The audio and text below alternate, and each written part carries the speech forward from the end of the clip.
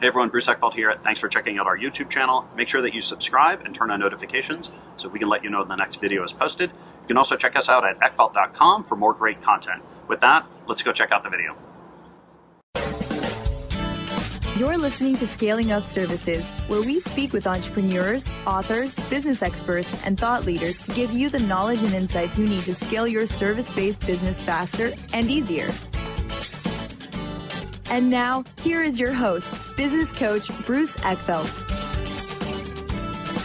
Welcome everyone, this is Scaling Up Services. I'm Bruce Eckfeldt, I'm your host. And today we're here with Paulie Rojas, who is a public speaking extraordinaire, expert, coach. And we're going to talk to her a little bit about the importance of speaking, not only in public, but in general, to help build your business, help come across as a thought leader, as an expert. I think that this is one of the more important topics for anyone in service-based businesses, particularly professional service-based businesses, to really know how to do this well. And Paulie is the expert. So I'm excited about the program. Paulie, welcome to the program. Thank you so much, Bruce. That rolling of the R was pretty impressive. Well, I try. Rojas. Well, the French R's are hard too. I did some time in Montreal, so I try to get my R's right based on where I am. But Well, thank you. I'm You're excited.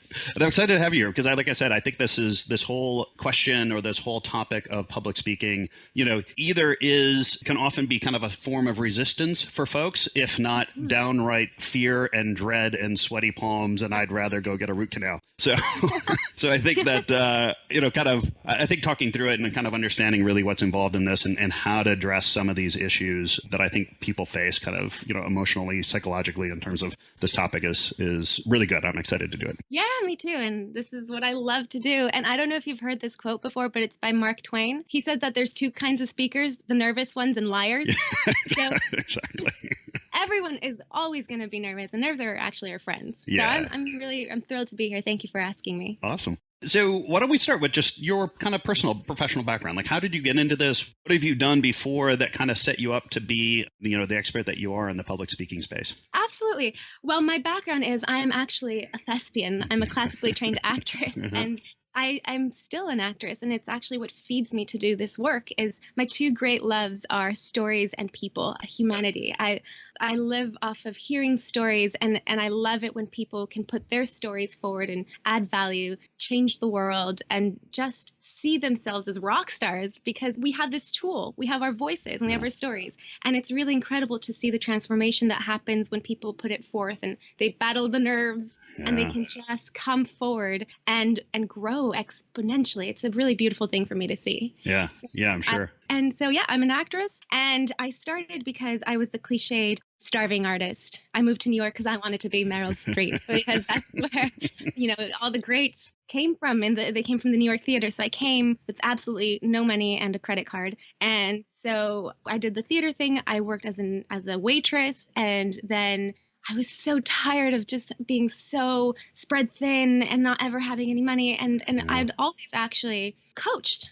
I didn't know it, but I was always coaching, and I always loved helping people and seeing them succeed. So then my sister, who at the time, or she still actually works at GoDaddy, she is a horrible public speaker, and she would, please help me. I'm like, of course I can help you. This is great. So, she's a Stanford graduate. She had lots of friends that have to do these presentations for clients. And I never thought of myself as a businesswoman. I thought of myself as an artist, and those things don't go together. So I thought. And so I started coaching my sister, and then I started coaching her friends. And then they were, all of a sudden getting bigger office spaces because they become, they were people that knew how to communicate. And I just started learning more. And then finally, my sister Tanya says, why don't you just charge money for this? I'm like, no, I can't do that.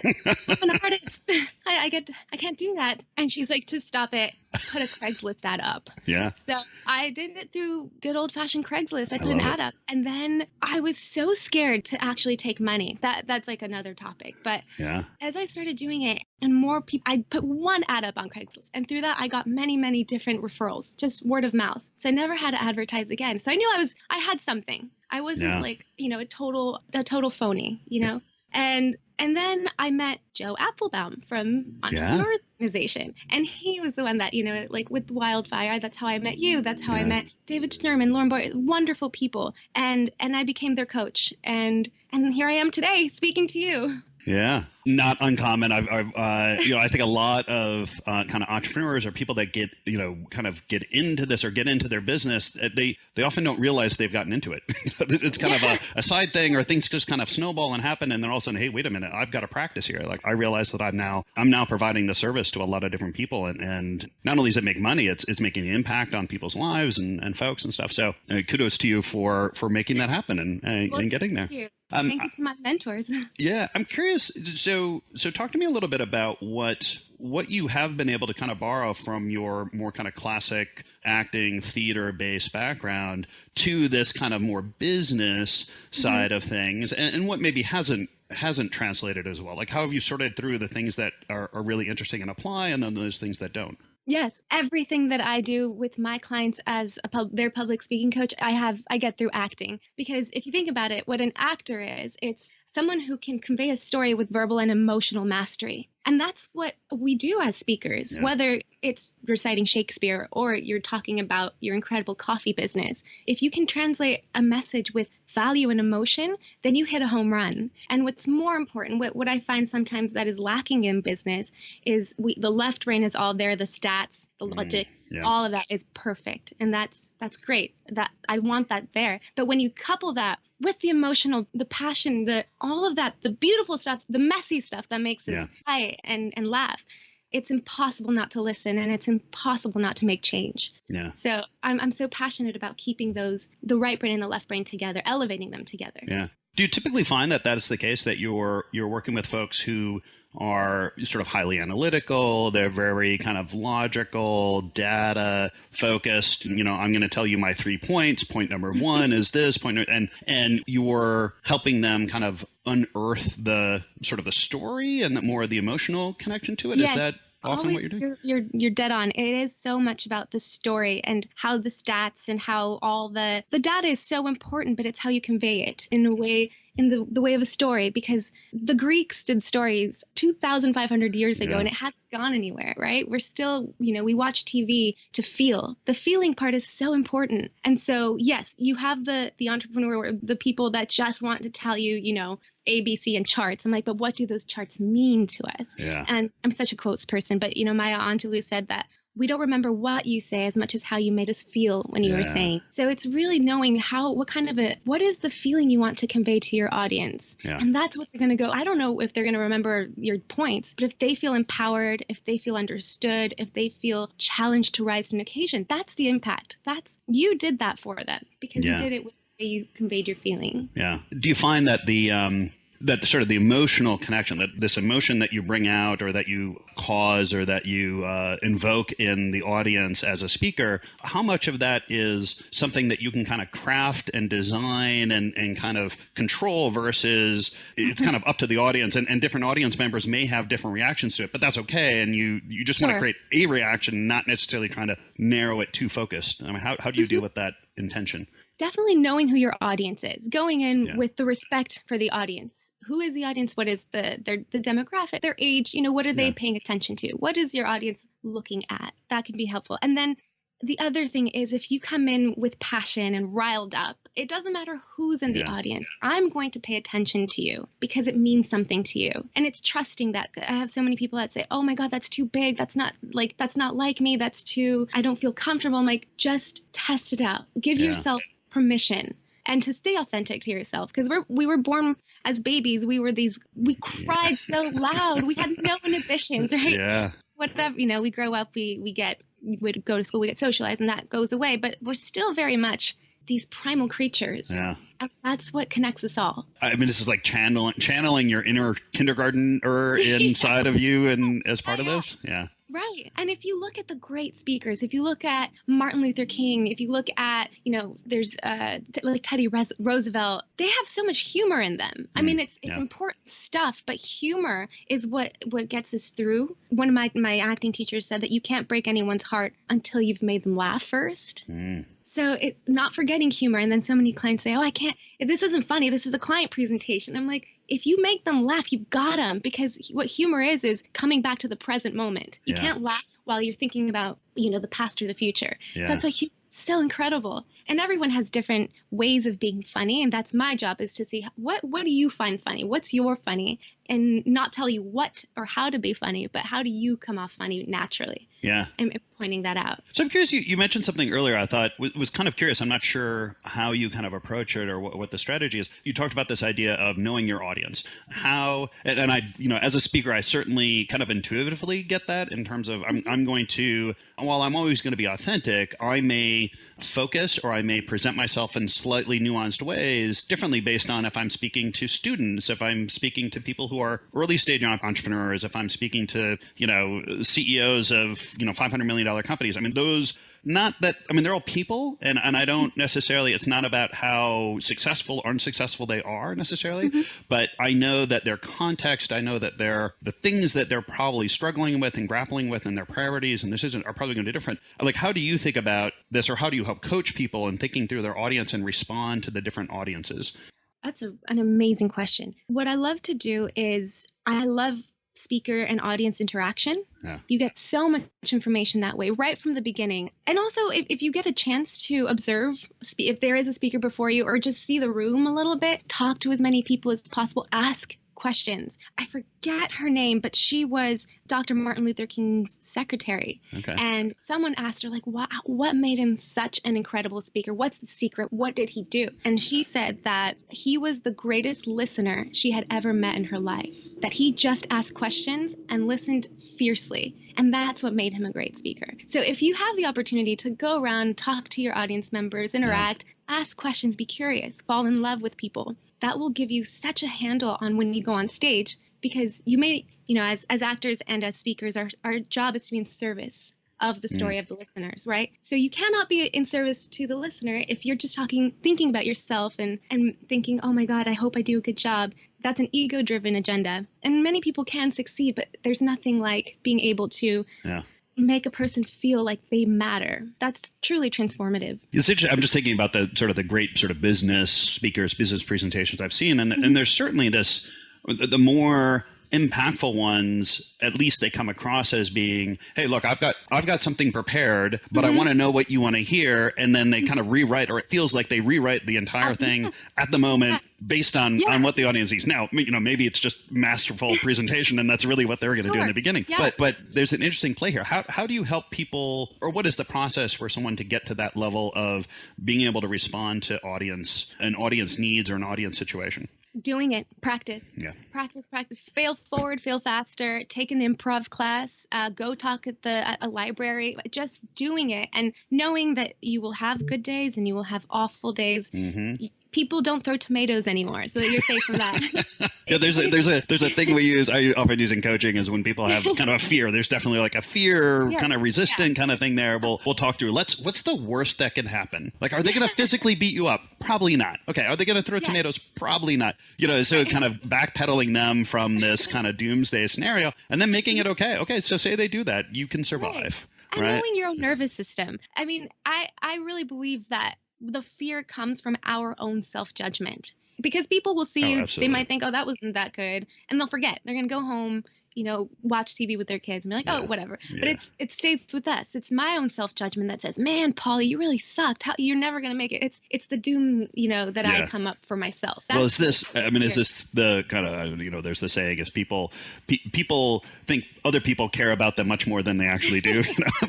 We're all very self-important, and we think that we're very important to other people when we're really not that important.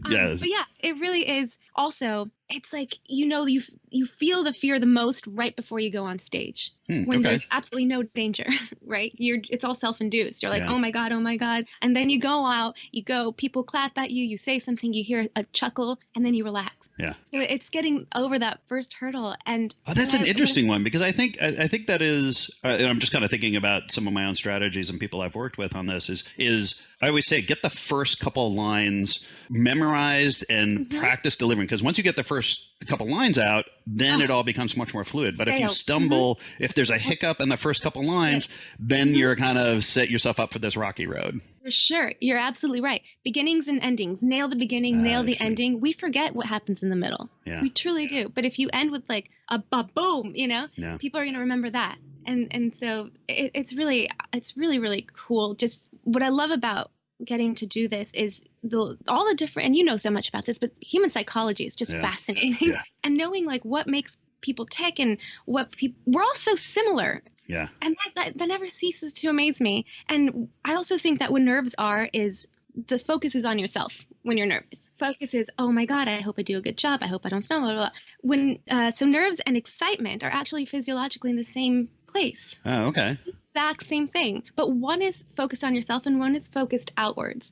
So when you realize that if you put your attention out onto your audience, out onto your task, what you're, focus on your focus, that relaxes you. Relaxation is everything. So it's almost, it sounds like it's almost kind of, flipping the script on nervousness and saying, well, there's two ways to kind of react to the sort of emotional, physiological nervousness things. And you can either take it as nervousness or you can take it as excitement. So if you can rechannel or reformat that in your mind, because we're all going to get nervous. So a decision, I find this thing with a lot of things in life, but the more you resist, the more you try to fight it. Like this whole idea of the nervousness, it's not that you don't get nervous, it's how you react to the nervousness sensation that is and sometimes even saying, you can, again, humor, like, good looking audiences make me nervous. And people go, you can channel the nerves. You can always say something that I always like it when people comment on the reality of the moment because it's fresh, it's not planned, and people see a human. So I think you really can't lose if you embrace everything. And that's also the beauty of doing improv classes is you just get used to failing and you're not burdened by the fear of failure. Because first of all, who defines failure? Yeah. You did it. That's a win. I'm curious, do you do any kind of training or as part of your strategy or how you work with folks, sort of deal like you unplug the projector halfway through or have hecklers in the audience? I mean, do you work with folks on dealing with these kind of things or how does? Yes. So a lot of times, like I'll role play a really awful audience member that's like sleepy and tired and on his phone. Yeah. And then they have to keep it up. But I tell people, we're so funny as humans. Like we'll have an audience of 100 people and 99 of those people are they're digging what we're saying. And there's one butthead that's not looking at us and we're giving our speech to that person. Yeah. Right. And I'm like, no, don't do it for them. Do it. And maybe it's the reverse. Maybe there's 99 people that aren't paying attention, but one person is. Do it for them. Do it for them. Yeah. Because it feeds you. Yeah. And that connection will wake more people up than you paying attention to the one guy that's not paying attention to you. Yeah. It seems like so much of this is choosing what to focus on and choosing to focus on the things that are going to help you. It is. It is very much like an athlete's mindset. Yeah. Well, I think I think there's some statistic out there that, going on stage has the same kind of cortisol release as a car accident, right? So, in terms of the physicality of speaking is very, very real. Right. Yes. Yeah. And it's just so much fun. I love it when people are like, I'm just not a speaker and I'm not good at this. And then they go and, they work really hard and they give the speech. And they feel like they're like Mick Jagger coming off the stage. Yeah. They feel, and people are lining up to see them. And I love it when that happens because anyone can do that. Yeah. Talent is a process. It's a skill that you can learn. It's many people aren't born no one is born a speaker. Yeah. It's just something that we work on. Yeah. Yeah, I get that. So I'm kind of curious on so there's a stat out there that 70% of communication is body language, not the content. So, so we talk about content and kind of having the lines and, knowing how to tell a story and things like that. So if that's one part of it, how do you deal with the sort of the body language or the nonverbal communication that we're giving off as speakers? What's that process like for you and how do you kind of evaluate and how do you coach someone on that end? Well, it all goes back again to the story. Like I think of the story or the speech as the roadmap. Okay. And then from there, we can decide movement. I don't know if you've ever, this is my classical training, but I've read Hamlet, but Hamlet gives It's called Hamlet's Advice to the Players, where he explains to them how to go on stage to fool his father, who killed his mother. And he tells you how to act. And he says, suit the action to the word to the action. So your story tells you how to move. So when in doubt, don't move at all. Stillness is your friend, right? Just being still conveys power and conveys relaxation and love and success, but cannot hit a moving target. So if you're all over the place, I don't see you. If you stand still, that's where the love is coming, right? I was taught that you want to aim your heart to the hearts you want to touch. So you want that's poetic. I like that. Yeah. Oh yeah. You want to stand still, and when the speech takes you to movement with purpose, that's when you move. And it's obviously something we practice together because we'll be bleeding energy out of nerves. We'll be adjusting our sweaters and our ties and playing with our hair because it's just nerves, right? Yeah. But it's like poker. I know you're nervous because of the way you're moving. So if you can master, just feel everything, stay still, what happens is everything goes to your voice, and your voice releases the power because now the energy is in the voice, and vocal variation happens. And that's part of the communication is the high notes and the low notes. Yeah. Again, Dr. Martin Luther King Jr., his range is incredible. I mean, he plays those 88 keys on the piano with his voice. Yeah. Do you have clients listen to, classical speeches and things like that? Time. Yeah. And also I have them tell me what they like. Because I may love Ryan Avery, who I think is a genius, but maybe they don't want to be so zany. Let's say maybe they're more of a still, talker. So I want to see what gets them excited, and that's where we can build from what they get excited from. Yeah. I like that, kind of adapt to them and their situation. Right. I'm guessing that some people listening to this are kind of thinking of I'm on stage in front of 500 people, but I think let's talk a little bit about how this stuff applies, not just to that I'm, on the big stage in front of lots of people, but down to I'm giving the presentation to my team or to my board or to the, to my executive group. How can you take some of this stuff and apply it, or how does this stuff apply to just less formal or less speaker audience separation kind of models to more of a team? Yeah. More personal. Great question. I think it all comes down to confidence. With confidence, growing your ability to speak to people, then your confidence grows, and that helps with your attitude. And when you have a great attitude, that's really ultimately what happens when you have improved behaviors and results from the people that work with you, from your I don't know, anywhere from your CEO to anybody else. So confidence is huge. And also what I really love is knowing techniques and then throwing away the techniques of a great speaker, such as no filler words or vocal variation or using metaphors, persuasive language, how to be charming, which is so important. And and knowing how to speak from the heart as well. So again, going with feeling and also knowing how to use the stats and the value. Yeah. I think being an eloquent speaker can really, it's just an incredible skill. And I know that Warren Buffett said that, you can be a great seller, you can be all these incredible things. But when you're a great speaker, you bring out the best in other people. Yeah. And that's human skill. Yeah. I just think one of the reasons I'm really excited about this episode for this podcast is I kind of define the service-based business is that in which the nature of the business is about people interacting. So whether you're a call center or whether you're a professional services firm or you're a lawyer or you're various kind of dynamics, it's about people communicating with people. And I find this whole kind of topic of speaking with power, speaking with presence, speaking with persuasion is such an important thing. Whether you're selling or you're delivering, all those things are really key. You're right. I'm sure there are folks here that are, early stages of their speaking careers. What advice or what things typically do you see people that are just kind of getting into this struggle with, and what kind of advice might you offer them in terms of dealing with that? I think everyone's moved beyond the, imagine the audience in their underwear kind of strategies, but what kind of things do you help early speakers or people that are not super comfortable or haven't really developed their speaking abilities yet? That's great. I don't know if you've seen this TED Talk by Richard Green, but he defines public speaking. It doesn't have to be, on stage, but it's just having a heart-to-heart conversation about something that matters to you. And you can do that anywhere. You can do that in your underwear when you're, with a few friends, Yeah. So I think it has to do with just jumping into the pool, just doing it. It has to do with, I guess, paying attention to the thoughts that you have when you're thinking of, so you think, so shall you be. If you think, I can never do this, I can never do this, you can say, okay, stop. because our brains work as a computer, as algorithms, right? We give it, that's the command we give it. So it's paying attention to how you're thinking, stopping that thought and rerouting, right? It's saying, okay, I can do this, or I am brave. I can do this. I can become a great speaker. I at least start with what you have. I am disciplined, right? I'm disciplined. Maybe I'm not a great speaker, but right now I am disciplined. Yeah. I like learning. I'm a learner, right? Yeah. So it's starting simply so that you can eventually take off.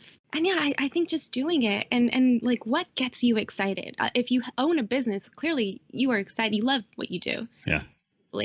So you can talk about what you love, what excites you. Yeah.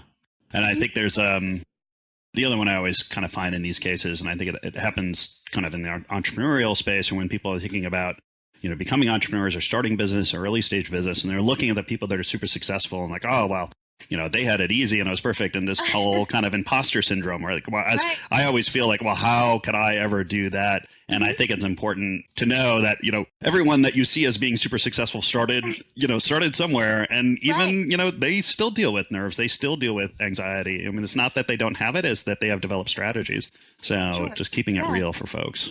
And Richard Branson, who has definitely a high school dropout, maybe even before that, but he wanted to become the brand of Virgin. And he was like, who am I? I'm this kid that has no education. And so he got himself into public speaking courses. Yeah. So that he learned to speak. And so I think, I am a college graduate. He was at a way bigger disadvantage than I was. Yeah. And yet he had this tenacity, he was driven. So if people like him can do it, who came from, poverty and very scarce resources can do it in worse situations, then who are we not to also? Yeah. This has been great. Like I said, I love this topic. I think it's something that people struggle with. I think it's amazing that when they get it right, how it changes their whole kind of approach. It changes their business. It gives them, like you said, it gives them confidence in all other areas of their life. So even beyond just their ability to speak, but the confidence to go out and do lots of other things. So absolutely. Yeah. This is a great one. So we're going to hit time here, but if people want to find out more about you and about the coaching that you do, what's the best way to get a hold of you and find out more? Well, thank you, Bruce. You can go to thepublicspeakingpro.com, and it is with a the at the beginning. So thepublicspeakingpro.com, and you can sign up on the website, and I'll give you a free consultation. Great. I'll make sure that link is in the show notes so that people can click through and get a hold of you. Paulie, this has been a pleasure. It's always fun to talk with you, and this is a great conversation for this audience. So thank you. Oh, good. Thank you. You've been listening to Scaling Up Services with business coach Bruce Eckfeldt. To find a full list of podcast episodes, download the tools and worksheets, and access other great content, visit the website at scalingupservices.com. And don't forget to sign up for the free newsletter at scalingupservices.com/newsletter.